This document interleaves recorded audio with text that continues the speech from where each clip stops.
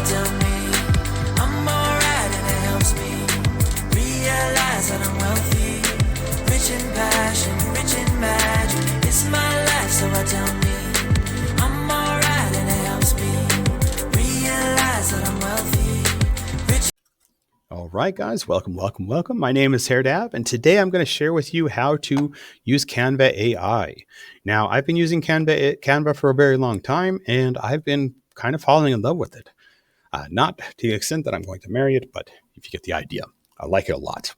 So Canva AI, what is it? So if you go into Canva, you click on the little box here and you click up here on the top right and go to Canva AI, it's going to give you some new options. We have creating student activities, design, image, docs, and coding. We're going to test out the coding today. Now, for coding, you don't have to know how to code, but you do need to have an idea. What kind of idea would you like to have? Would you like to have an interactive game? Would you like to have a choose your own adventure novel? Would you like to have a digital version of some obscure person in German history or some other subject as well? You can find all of these different things based on your classes and their needs and describe that idea, and it's going to give you something really surprising. Now, as far as when you come back to it, you may want to consider using the recent chats. I always find whenever I find that it, I go down to the recent chats and I try to find out what was it that I was working on. Well, what you can do is you go down here and you find it, and you can find out what you were working on and go back to that. That's important for later on. So let's go ahead and see what it is that I can create with this. So this I have is a German review game, and I'm going to share with you real quick about what this looks like at first. So I wanted to create a German review game and have an interactive activity menu with 4 game modes and use the following vocabulary. So I copied and pasted the vocabulary that I had in my unit plan, and I thought, well, okay, we have that now. And I worked on it throughout the entire day. Now I used it throughout the day, and what ended up happening is all the different versions would kind of cancel each other out. I didn't realize how live this particular chat would be. So 59 versions later, I do have a German review game. Is it complete? Not 100%, but it's pretty close. It's about 95%. So now it was perfect at a couple of other options or a couple of other states. So I'm not saying it takes a long time. Maybe took me about an hour. So let's go ahead and look at what you can do with this. So we're going to start out. You get prompted to enter your name. You do have to put your name in. You hit continue, and then it prompts you to pick the level that you are at.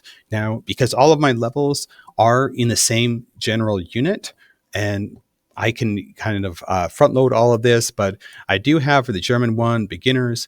And what happens is they can go into the vocabulary card game and they click on them. They see different pictures.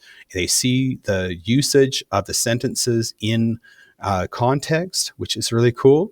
So you get to at least see a little sentence, and that's really fun. And as they're doing it, you notice up in the top right, you see a streak forming and you see points forming as well, which I really love. So there's other game modes as well. There's matching. So they can go down here and it will do a facepalm emoji if you get it wrong. And so as you go through it, you get some points. And then you get different mastery levels, or at least sort of mastery levels. You get current streaks.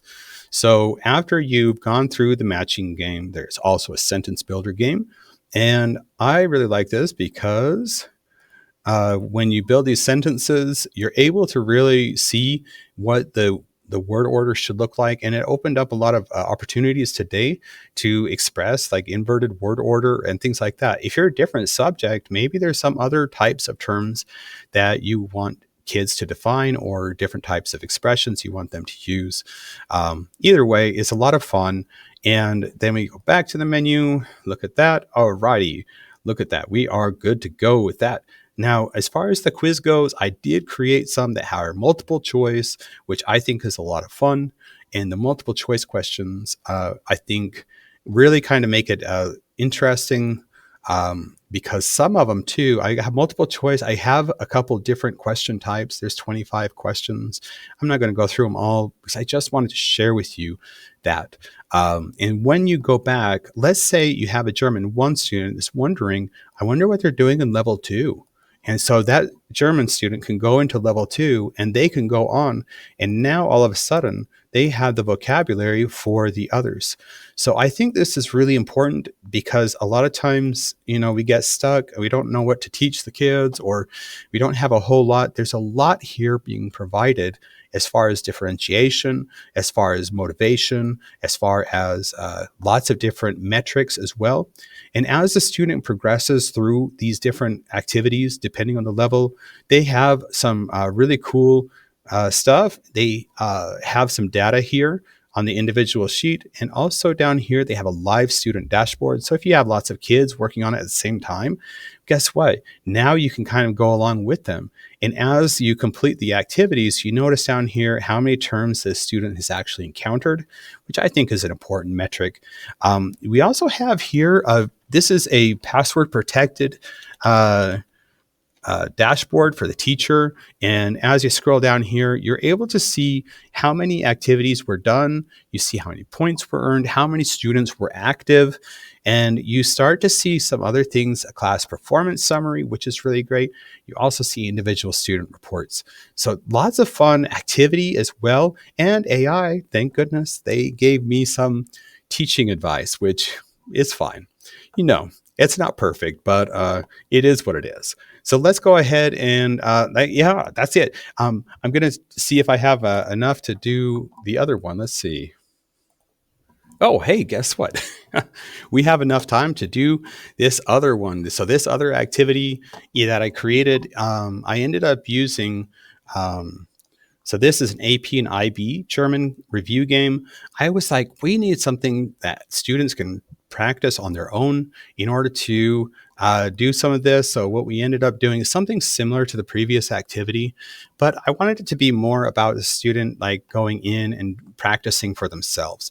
You can tell that the flashcards are designed a little bit differently, which is important.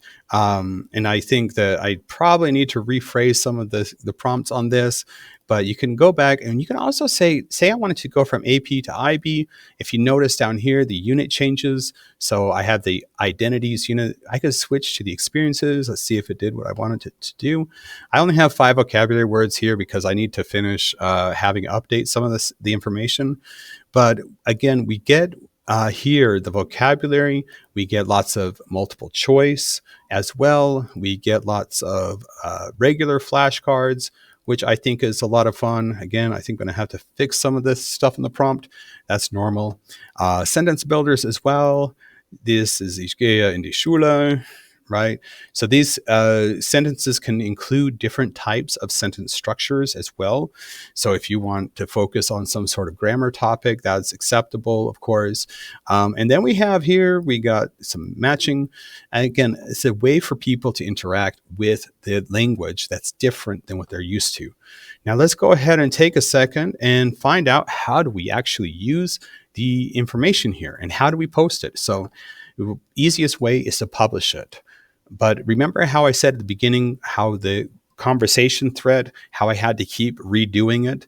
When you publish it live here, what it's going to do is it's going to be a live publishing thing, which allows you to update and craft a better activity over the course of time. So think of each of these prompts as a project that you're working on. So it's not just a one and done type of experience. It's one and keep going and keep refining. So, but as you do that, when you publish it, you're going to publish it and you're going to get a site. You're going to go ahead and click on the publish setting here. You can also go into the, let's see, continue to publish. You can also go in, you can change the subpath. So if you have something like AP and IB German app. And so what that will do is if I publish that, it's going to give me a link, and that link is going to be able to be posted anywhere, wherever you'd like to get it posted. So we view the website and we get the app. So that is great. Let's see if it goes up there. So if you're sticking with me this long, I'm very grateful for you. So here we have. So now the students can go ahead. They can switch if they want to do AP terms, or I mean, they're both about the same. You know how it goes, but they're a little bit different as well. So let's go over to the original one that I showed you. And this is going to be a little different. In my prompt throughout this, I noticed that we could connect our data to spreadsheets in Canva. And this is really cool. So when you click on the data and you click on the German review sheet, what that's going to give us is really cool information. And it works very similar to I guess you could say in any sort of a sheets thing. Oh, look, they have new data. I go into the data panel and I'm going to refresh my data.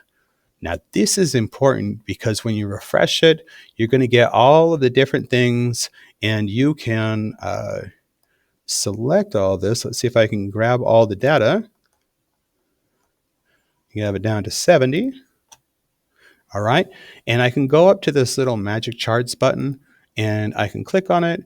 I can click on a bar chart and I'm going to click this over here. And if you're really good at, looks like it's having some seizures. There we go. If you're really good at manipulating the data in charts, if you click on it and you edit it, let's see. All right. So I can change the different things that I want it to show me through here. I might have the student name, and I also might have, instead of this, I might change the count, or I might change the average or the level. Either way is fine. So you get kind of the idea that you can mess with the data here. You can get real-time data. You can also make this be quizzes. You can have it show you whatever information you would like. But that's a lot of information for you all at once. So I encourage you to check it out and see what it is that you can do with it. I'll be honest, this is mind-blowing. It's about 2 days old, this information. So it's pretty fresh. So hopefully that's helpful for you, and encourage you to kind of test it out, enjoy it, and get creative. All right, guys.